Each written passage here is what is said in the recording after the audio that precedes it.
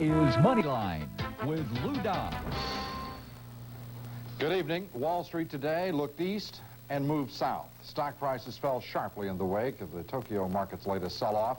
The Dow Jones Industrials fell 50 points before cutting a third of that loss. The Dow still closed 32 points lower for the third losing session in a row. Terry Keenan now reports on Wall Street's Japanese jitters. Wall Street is waking up to the turmoil in Tokyo. After more than a month when the Dow went up while the Nikkei went down, the two are moving in tandem once again. The U.S. Blue Chip Index losing more than 60 points in the last three sessions.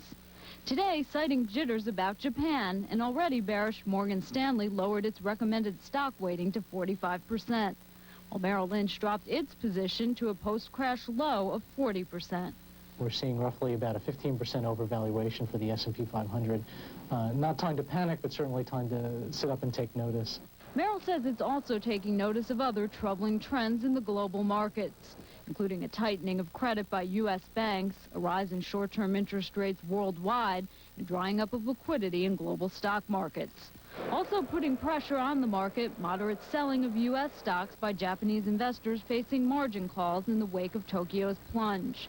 Michael Hefner, who trades U.S. stocks for Japanese clients, says his phones were ringing all day. Some of the Japanese investors are concerned about whether or not the Japanese market is going to sort of relink with our market and have a pervasive impact on the global markets. It's a concern that triggered a sharp sell-off in some U.S. stocks that are traditional Japanese favorites, including Disney, Coca-Cola, and 3M. Still, many market watchers believe U.S. stocks will ultimately benefit.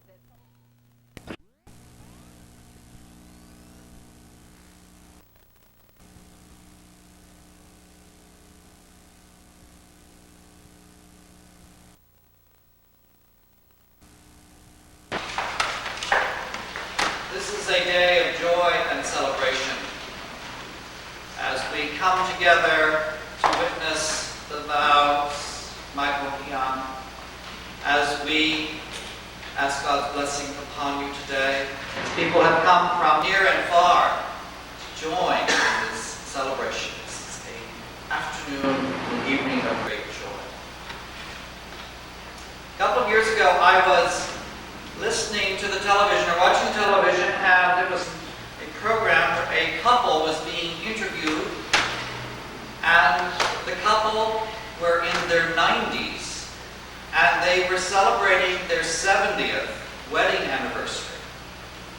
And they were really adorable. They held each other's hands, and they smiled at each other. And the man who was interviewing them said, "What is the secret of marriage?"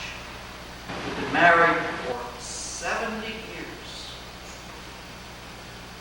They were silent for a couple of seconds. The man thought. The woman, with a firm voice, said,